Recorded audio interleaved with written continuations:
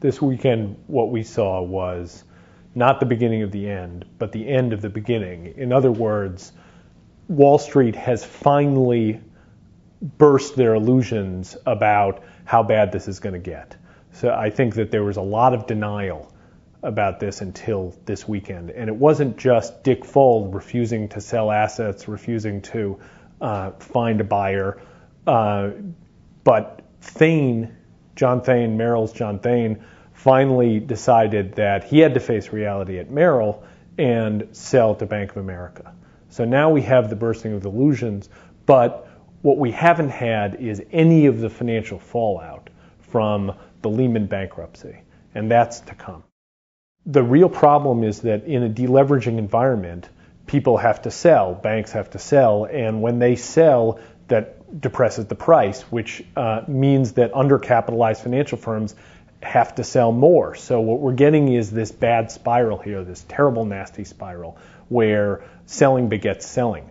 And everyone is over-leveraged to begin with, so it makes things much worse. And right now what we're seeing is the fallout from it, which is not just in the investment banks, but now we're seeing hedge funds having to unwind, and it's going to go on and on like this. I think Paulson and the Fed clearly made things worse by bailing out Bear Stearns. We should have taken our medicine then, because taking your medicine early makes things better in the long run. I think the Fed has done a very good job of being imaginative about the relative, the experimental lending facilities that they've done and the extraordinary interventions that they've done aside from the Bear bailout since the fall. But the real problem is that assets keep falling, and if assets keep falling, they can't do anything to make people lend more money to each other because banks are worried about their own balance sheets, so they don't want to lend.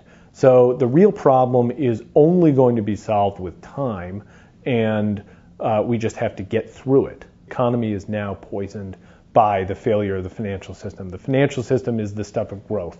Credit is the stuff of growth. And now what's happening is credit is being pulled back, and we have been living on credit as an economy for decades. Consumers have and companies have, and so now they're going to have to pull back. And we haven't really seen that yet because the consumer hasn't pulled back the way the consumer will have to now that credit is being pulled out from under him.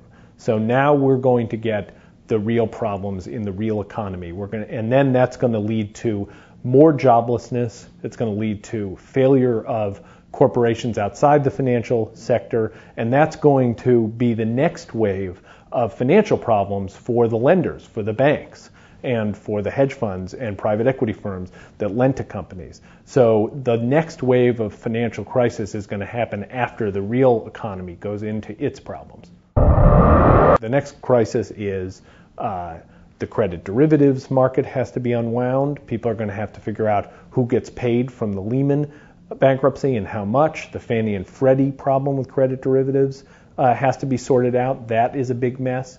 We're not even in the process of really restructuring these businesses to figure out how much capital they need and how they can grow and how they can become profitable again.